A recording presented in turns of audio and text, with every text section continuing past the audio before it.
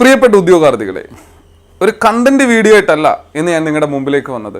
നിരവധി ഉദ്യോഗാർത്ഥികളുടെ അഭ്യർത്ഥന മാനിച്ചുകൊണ്ട് social science എക്സാമിനേഷന് കൂടുതൽ മാർക്ക് കിട്ടാൻ വേണ്ടി ഒരു 10 സ്റ്റെപ്പുകൾ നിങ്ങളുടെ എക്സാം കഴിയുന്നത് വരെയും എക്സാം കഴിഞ്ഞതിന് ശേഷവും നിങ്ങൾ പാലിക്കേണ്ട ഒരു 10 സ്റ്റെപ്പുകളുമായിട്ടാണ് നിങ്ങളുടെ മുമ്പിലേക്ക് വന്നത്. ഒരുപക്ഷെ ടെൻഷൻ അടിച്ചിരിക്കുന്ന നിങ്ങൾക്ക് എങ്ങനെ പഠിക്കണം എന്നതിനെക്കുറിച്ച് കൃത്യമായ ഒരു ധാരണയില്ലാത്തവർക്ക് ഒരുപക്ഷെ ഈ വീഡിയോ സഹായകരമാകും എന്ന് ഞാൻ വിശ്വസിക്കുന്നു. വളരെ സിമ്പിളായിട്ടുള്ള രീതിയിലേക്ക് കാര്യങ്ങൾ അങ്ങ് പറഞ്ഞു പോകാനാണ് ഞാൻ ആഗ്രഹിക്കുന്നത്. മറ്റൊന്നുമല്ല, scoring good marks in social science 10 steps. The first one, understand the syllabus. So we have a syllabus. 2016-ലും 2022-ലും 2 എക്സാമുകൾ നടന്നപ്പോൾ ആ 2 എക്സാമിനേഷനും കേരള പബ്ലിക് സർവീസ് കമ്മീഷൻ തന്നിട്ടുള്ള സിലബസ് തന്നെയാണ് ഇപ്രാവശ്യവും നമുക്ക് തന്നിട്ടുള്ളത്. അതിൽ മാറ്റമൊന്നും വന്നിട്ടില്ല. മറ്റ് സബ്ജക്റ്റുകളിൽ മാറ്റം വരാത്തിടത്തോളം കാലം നമുക്കും അങ്ങനെ ഭയപ്പെടേണ്ട കാര്യമില്ല. ഇനി മാറ്റം വന്നാൽ മറ്റ് സബ്ജക്റ്റുകൾക്ക് മാറി പുതിയ സിലബസ് വന്നാലും നമ്മൾ ഭയപ്പെടേണ്ട കാര്യമില്ല. കാരണം അക്ബർ മാറില്ല, ജഹാംഗീർ മാറില്ല, ഫസ്റ്റ് വേൾഡ് വാർ മാറില്ല, നവോത്ഥാന നായകന്മാർ മാറില്ല, ഡിമാൻഡ് മാറില്ല, സപ്ലൈ മാറില്ല, പ്രൊഡക്ഷൻ മാറില്ല, കോസ്റ്റ് മാറില്ല. അപ്പോൾ സ്വാഭാവികമായിട്ടും നമുക്ക് നിലവിലുള്ള സിലബസിൻ്റെ ഒരു വലിയ ഭാഗം തന്നെ അടുത്ത പരീക്ഷയ്ക്കും ഉണ്ടാകും എന്നതിൽ മാറ്റമുണ്ടായാൽ ഉണ്ടാകും എന്നതിൽ യാതൊരു സംശയമില്ല. സോ ആദ്യത്തെ സ്റ്റെപ്പ് എന്ന് പറയുന്നത് നിങ്ങൾ സിലബസ് ഒന്ന് നന്നായിട്ട് നോക്കുക എന്നുള്ളതാണ്. സിലബസ് നന്നായിട്ട് നോക്കുമ്പോൾ നിങ്ങൾക്ക് നിങ്ങളെക്കുറിച്ച് ഈ സിലബസിൽ നിങ്ങൾക്കുള്ള ധാരണയെക്കുറിച്ച് കൃത്യമായ ഒരു അവബോധം നിങ്ങൾക്കുണ്ടാവും. അത് നിങ്ങളുടെ പഠനത്തെ നമുക്ക് എന്ത് ചെയ്യാൻ കൂടുതൽ ബൂസ്റ്റ് ചെയ്യാൻ സഹായിക്കും. എവിടെയാണോ നിങ്ങൾക്ക് കൂടുതൽ കണ്ടന്റ് അറിയാവുന്നത്, എവിടെയാണോ നിങ്ങൾക്ക് പരിചയമില്ലാത്തത് എന്നതിനെക്കുറിച്ചുള്ള ഒരു ധാരണ ഉണ്ടാകുന്നതിലൂടെ നിങ്ങൾക്ക് കോൺഫിഡൻറ്റോട് കൂടി നിങ്ങൾക്ക് പഠനം ആരംഭിക്കാൻ പറ്റും. So understand the syllabus, familiarize yourself, know what topics are covered in your syllabus. This helps you prioritize your study sessions. ഇനി നമുക്ക് രണ്ടാമത്തെ നോക്കുക, ഓർഗനൈസ് യുവർ സ്റ്റഡി മെറ്റീരിയൽ. നമ്മൾ സ്റ്റഡി മെറ്റീരിയൽസ് നമ്മൾ ഓർഗനൈസ് ചെയ്യണം. എന്തൊക്കെയാണ് നമുക്ക് കിട്ടുന്ന സ്റ്റഡി മെറ്റീരിയൽസ്? നിങ്ങൾ ഏത് പുസ്തകം റെഫർ ചെയ്യണം എന്ന് എന്നോട് പലപ്പോഴായിട്ട് ചോദിച്ചിട്ടുണ്ട്. ഞാൻ പലപ്പോഴും നിങ്ങൾക്ക് മറുപടി തന്നിട്ടുണ്ട്. 5ാം ക്ലാസ് മുതൽ +2 വരെയുള്ള SCERT, NCERT പുസ്തകങ്ങൾ നിങ്ങളുടെ സ്റ്റഡി മെറ്റീരിയലാണ്. ഏതെങ്കിലും കമ്പനിയുടെ റാങ്ക് ഫയൽ ഉണ്ടെങ്കിൽ അത് നിങ്ങളുടെ സ്റ്റഡി മെറ്റീരിയലാണ്. ഡിഗ്രിക്കും PGക്കും നിങ്ങളുടെ സിലബസിൽ പറയുന്ന പോർഷൻസുമായി ബന്ധപ്പെട്ട ഫാക്റ്റുകൾ ഉണ്ട് എങ്കിൽ, ടോപ്പിക്കുകൾ ഉണ്ട് എങ്കിൽ അത് നിങ്ങളുടെ സ്റ്റഡി മെറ്റീരിയലാണ്. നിങ്ങൾക്ക് സാമൂഹ്യ മാധ്യമങ്ങളിൽ ഗൂഗിളിൽ നിന്നും നിങ്ങൾക്ക് ആർട്ടിഫിഷ്യൽ ഇന്റലിജൻസിൽ AI-യിൽ നിന്നും നിങ്ങൾക്ക് മെറ്റീരിയലുകൾ നിങ്ങൾ പഠിക്കുന്ന ടോപ്പിക്കുമായി ബന്ധപ്പെട്ട് നിങ്ങൾക്ക് കണ്ടെത്താം. അതുപോലെ തന്നെ മറ്റൊരു പ്രധാനപ്പെട്ട കാര്യമാണ്, കഴിഞ്ഞ പ്രാവശ്യം സോഷ്യൽ സയൻസ് എക്സാമിനേഷൻ എഴുതി ജോലി കിട്ടിയ കുട്ടികൾ പഠിച്ചിട്ടുള്ള നോട്ടുണ്ട് എങ്കിൽ, അവർ പ്രിപ്പയർ ചെയ്തിട്ടുള്ള നോട്ടുണ്ട് എങ്കിൽ, സോ ബെസ്റ്റ് ഓപ്ഷൻ ആയിട്ട് അത് നിങ്ങൾ ഉറപ്പായിട്ടും അവരുടെ കയ്യിൽ നിന്ന് കോപ്പി എടുത്ത് വാങ്ങിക്കുകയോ അത് എഴുതിയെടുക്കുകയോ ചെയ്യണം. അത് നല്ലൊരു സ്റ്റഡി മെറ്റീരിയൽ ആണ് എന്നുള്ള കാര്യം ഓർക്കുക. നിങ്ങളുടെ നാട്ടിൽ ലൈബ്രറി ഉണ്ട് എന്ന് നിങ്ങൾ കരുതുക.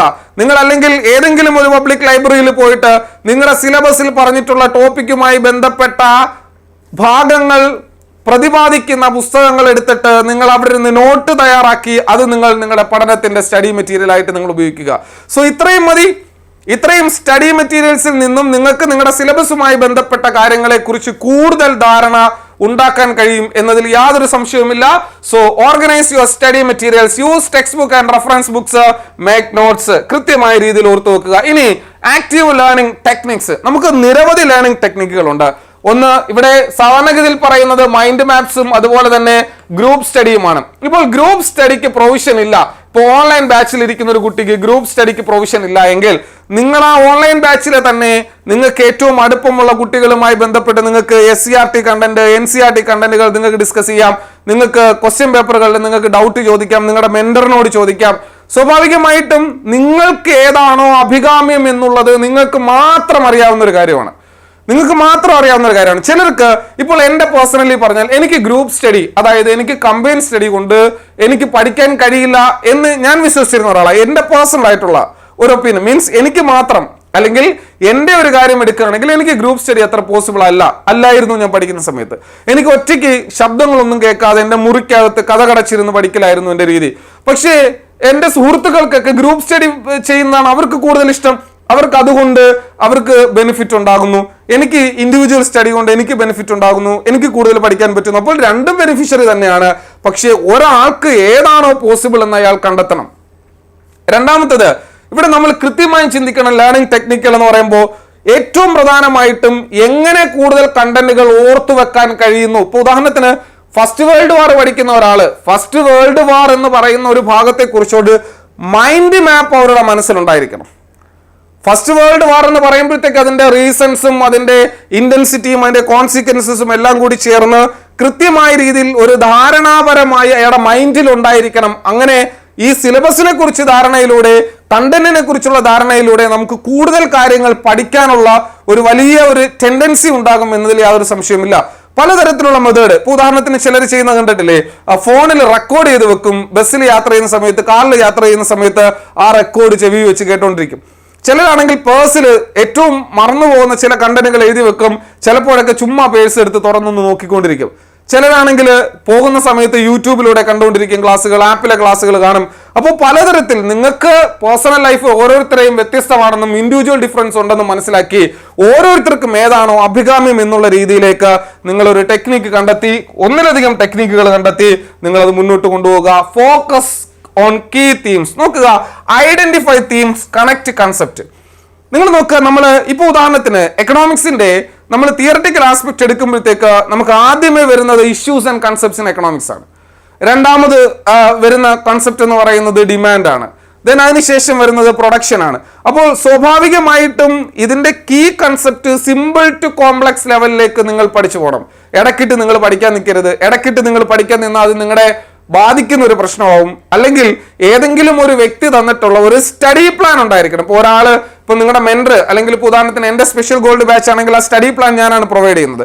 സോ ആ സ്റ്റഡി പ്ലാൻ ബേസ്ഡ് നിങ്ങൾ കൃത്യമായ രീതിയിൽ കീ കൺസെപ്റ്റുകൾ പഠിച്ച് തന്നെ മുന്നേറണം. അത് നിങ്ങൾക്ക് OMR എക്സാമിനേഷൻ എഴുതുമ്പോൾ ബെനിഫിഷ്യറി ആയിരിക്കും. അതുപോലെ തന്നെ ഓപ്ഷൻസിൽ ഇപ്പോൾ ഒരു MCQ നിങ്ങൾ ചെയ്യുകയാണ്, അല്ലെങ്കിൽ ഒരു പ്രീവിയസ് ഇയർ ക്വസ്റ്റ്യൻ പേപ്പർ നിങ്ങൾ ചെയ്യുകയാണ്, അതിന്റെ സ്റ്റേറ്റ്മെന്റ് എടുക്കുമ്പോഴത്തേക്ക് ആ സ്റ്റേറ്റ്മെന്റിനെ ഒരു ഡെഫിനിഷൻ ആയിട്ട്, ആ ടോപ്പിക്കിന് ഒരു ഡെഫിനിഷൻ ആയിട്ട് പഠിക്കാനും നിങ്ങൾ ശ്രമിച്ചാൽ നിങ്ങൾക്കത് പ്രയോജനപ്പെടും. Then previous year question paper നോക്കുക. ഇവിടെ നമുക്ക് ഒരു വലിയ ഷോർട്ടേജ് ഉണ്ട്, കാരണം സോഷ്യൽ സയൻസ് പരീക്ഷകൾ വലുതായിട്ട് നടന്നിട്ടില്ല അല്ലേ.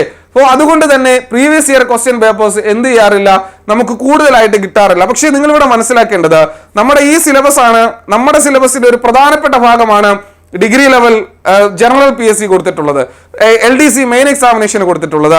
അപ്പോൾ BDO, panchayat secretary, secretariat assistant പോലെയുള്ള തസ്തികകളിലൊക്കെ ജനറൽ പേപ്പർ, KS പോലെയുള്ള തസ്തികകളിലൊക്കെ ജനറൽ പേപ്പർ നമ്മുടെ ഭാഗത്ത് നിന്ന് ഒരുപാട് കാര്യങ്ങളുണ്ട് അതിനകത്ത് അല്ലേ. ഇപ്പോൾ പബ്ലിക് അഡ്മിനിസ്ട്രേഷൻ ഉണ്ട്, അതുപോലെ തന്നെ വിൻഡ് ഉണ്ട്, അറ്റ്മോസ്ഫറിക് പ്രഷർ ഉണ്ട്, ദെൻ ഫ്രഞ്ച് റവല്യൂഷൻ ഉണ്ട്. അങ്ങനെ നിരവധി പോർഷൻസ് അവിടെ ഉണ്ട്, കറണ്ട് അഫയേഴ്സ് ഉണ്ട്. സോ ആ ക്വസ്റ്റ്യൻസ് നിങ്ങൾക്ക് പ്രീവിയസ് ഇയർ ക്വസ്റ്റ്യൻ പേപ്പർ ആണ്. That you must understand. അപ്പോൾ ജനറൽ PSCക്ക് നിങ്ങളുടെ സിലബസുമായി ബന്ധപ്പെട്ട് ചോദിച്ചിട്ടുള്ള ചോദ്യങ്ങൾ, നിങ്ങളുടെ സിലബസിൽ വന്നിട്ടുള്ള പ്രീവിയസ് ഇയർ ക്വസ്റ്റ്യൻസ് ഒക്കെ നിങ്ങൾക്ക് പ്രീവിയസ് തന്നെയാണ്. So previous year question paper നിങ്ങൾ സോൾവ് ചെയ്യുക. സോ ആ പ്രീവിയസ് ഇയർ, അതായത് നമ്മൾ 2022 ക്വസ്റ്റ്യൻ ഒക്കെ എടുത്ത് ചെയ്യുന്ന സമയത്ത്, 2016 ക്വസ്റ്റ്യൻസ് ഒക്കെ എടുത്ത സമയത്ത് കൃത്യമായ 1.25 മണിക്കൂറിനുള്ളിൽ നിങ്ങൾക്കത് ആഗ്രിഗേറ്റ് ആയിട്ട് ചെയ്യാൻ പറ്റുന്ന ടൈം മാനേജ്മെന്റ് ഉണ്ടോ എന്നുള്ള കാര്യം കൂടി നിങ്ങൾ എന്ത് ചെയ്യുക, ഓർത്തു വെക്കുക. റൈറ്റിംഗ് സ്കില്ല് നോക്കുക. Structured answer, use examples, practice writing structured answer with a clear introduction, body and conclusion. ഇവിടെ നോക്കുക, നിങ്ങളിപ്പോൾ നോട്ട്സ് ഉണ്ടാക്കണം. ഞാൻ എൻ്റെ ജീവിതത്തിൽ ഞാൻ HSTക്കും അതുപോലെ തന്നെ സബ് ഇൻസ്പെക്ടറിനും ഒക്കെ ഞാൻ പഠിച്ചിട്ടുള്ള ഒരു രീതി എന്ന് പറയുന്നത്, ഞാൻ സ്വന്തമായിട്ട് നോട്ട് കൂടി ഉണ്ടാക്കുക. ഒരു സ്ട്രക്ചേർഡ് നോട്ട് ഉണ്ടായിരുന്നു. എനിക്ക് കൃത്യമായ രീതിയിൽ വേഗം മനസ്സിലാക്കാൻ പറ്റുന്ന തരത്തിൽ എല്ലാ ടോപ്പിക്കിലെയും എൻ്റെ ആ ഒരു പ്രീവിയസ് നോട്ട് എടുത്ത് ഒരു റാങ്ക് ഫയൽ, ഒരു 3 റാങ്ക് ഫയൽ തീരുന്ന നോട്ട് വരെ ഞാൻ എഴുതിയിരുന്ന് പഠിച്ചിട്ടുണ്ട്. അതുകൊണ്ടാണ് ഇത്രയും റാങ്ക് ലിസ്റ്റുകളിലേക്ക് എനിക്ക് എത്താൻ കഴിഞ്ഞത്, ഇത്രയും ജോലി എന്നെ തേടിയെത്താൻ കഴിഞ്ഞതും. സോ സ്വാഭാവികമായിട്ടും നിങ്ങൾ അതിനെ കൃത്യമായ രീതിയിൽ സ്ട്രക്ചേർഡ് നോട്ടുകളായിട്ട് നല്ല ഒരു റൈറ്റിംഗ് സ്കിൽ മീൻസ് ഇവിടെ അത് ഒരു ഡിസ്ക്രിപ്റ്റീവ് അല്ല ഞാൻ ഉദ്ദേശിച്ചത്, ഒരു സ്ട്രക്ചർ ആയിട്ടുള്ള ഒരു നോട്ട് നിങ്ങൾ ക്രിയേറ്റ് ചെയ്യുക. സ്റ്റേ അപ്ഡേറ്റ്സ്, കറണ്ട് ഇവന്റ്സ്, നിങ്ങൾക്കറിയാം കറണ്ട് ഇവന്റ്സ് എപ്പോഴും നോക്കുക, പ്രീവിയസ് ഇയർ ക്വസ്റ്റ്യൻ ബേസ്ഡ് ആയിരിക്കണം. നമ്മൾ HSC സോഷ്യൽ സയൻസിനൊക്കെ എന്ത് സംഭവിക്കാറുണ്ട്, ജനറൽ പേപ്പറിൽ നിന്ന് ഉള്ളതിനേക്കാൾ കൂടുതൽ നമുക്ക് കണ്ടംപററി ഈവൻസ്, ഏറ്റവും കൂടുതൽ കോൺട്രവേഴ്സ്യൽ ആയിട്ടുള്ള വാർത്തകളും ദൂരദർശൻ ചാനലിൽ പറഞ്ഞിട്ടുള്ള കൺസെപ്റ്റുമാണ് ഏറ്റവും കൂടുതൽ ചോദിച്ചിട്ടുള്ളത്. അപ്പോൾ ദൂരദർശൻ ചാനലിൽ ഒരു അരമണിക്കൂർ വാർത്തയുണ്ട്. ആ വാർത്ത നിങ്ങൾ കൃത്യമായി കാണുക. അവിടെ ശാസ്ത്ര സാങ്കേതിക മേഖലയിലെ വികാസത്തെക്കുറിച്ചും, അതായത് ലേറ്റസ്റ്റ് അപ്പോയിന്റ്മെന്റ്സിനെ കുറിച്ചും, അതുപോലെ തന്നെ ഏറ്റവും പ്രധാനപ്പെട്ട സ്പോർട്സ് ഈവൻസിനെ കുറിച്ചൊക്കെ അതിനകത്ത് ഡിസ്കസ് ചെയ്യും. സ്വാഭാവികമായിട്ടും അത് നിങ്ങൾ എന്ത് ചെയ്യുക, എഴുതിയെടുത്തിരിക്കണം ഉറപ്പായിട്ടും. ദെൻ കംപ്ലീറ്റ്ലി റിവിഷൻ ഉണ്ടായിരിക്കണം, റെഗുലർ റിവിഷൻ ഉണ്ടായിരിക്കണം. ഞാൻ എപ്പോഴും എൻ്റെ കുട്ടികളോട് പറയുന്ന 2 കാര്യങ്ങളാണെന്ന് പറയുന്നത്, വീക്കിലി നിങ്ങൾ പഠിച്ച കാര്യങ്ങൾ മുഴുവൻ റിവിഷൻ ചെയ്യണം. തുടക്കം മുതൽ നിങ്ങൾ പഠിച്ച കാര്യങ്ങൾ മുഴുവൻ റിവിഷൻ ചെയ്യണം. റിവിഷൻ ചെയ്യാതെ പഠിക്കുന്നത് അൺസയന്റിഫിക് ആണ്. പൊട്ടക്കിണറ്റി വീഴുന്ന തവളെ പോലെ ഇരിക്കും. ഒരു കാരണവശാലും നിങ്ങൾക്ക് ഒരു പ്രയോജനം ഉണ്ടാവത്തില്ല റിവിഷൻ ഇല്ലെങ്കിൽ. കാരണം മനുഷ്യൻ എന്ന് വെച്ച് കഴിഞ്ഞാൽ മറന്നു പോകും എന്നുള്ള കാര്യം നിങ്ങൾ ഓർത്തു വെക്കുക. മനുഷ്യന് മറവി ഉറപ്പായിട്ടുമുണ്ട്. സ്വാഭാവികമായിട്ടും നിങ്ങൾ അത് മറന്നു പോകും. അതുകൊണ്ട് നിങ്ങൾ റിവിഷൻ ചെയ്യണം. രണ്ടാമത്തെ കാര്യം എന്ന് പറയുന്നത്, നിങ്ങൾ ഒരു ടീച്ചർ ആവാൻ വേണ്ടിയുള്ള പരീക്ഷ എഴുതുകയാണ്. അതായത് 41,300 രൂപ ബേസിക് പേയില് ഗ്രോസ് 46,000 രൂപ ശമ്പളം കിട്ടുന്ന ഒരു വലിയ ജോലിയിലേക്കാണ്. ഒരു LD ക്ലർക്കിന് 26,000 ആണ് ബേസിക് പേ എങ്കിൽ നിങ്ങൾക്ക് 41,300 രൂപയാണ് ബേസിക് പേ. സോ അത്തരത്തിലുള്ള ഒരു തസ്തികയിലേക്ക് ജോലിക്ക് കയറുന്ന നിങ്ങൾ ഓരോരുത്തരും പ്രകടമായി ചിന്തിക്കേണ്ട ഒരു വസ്തുതയുണ്ട്. നിങ്ങൾ പഠിക്കുന്നത് സ്റ്റേറ്റ്മെന്റ് ലെവൽ ചോദ്യങ്ങളാണ് ചോദിക്കുന്നതെങ്കിൽ നിങ്ങളും ഒരു ടീച്ചറാണ്. നിങ്ങൾ പഠിച്ച കൺസെപ്റ്റുകൾ മറ്റൊരാളെ പഠിപ്പിക്കാൻ ശ്രമിക്കുക.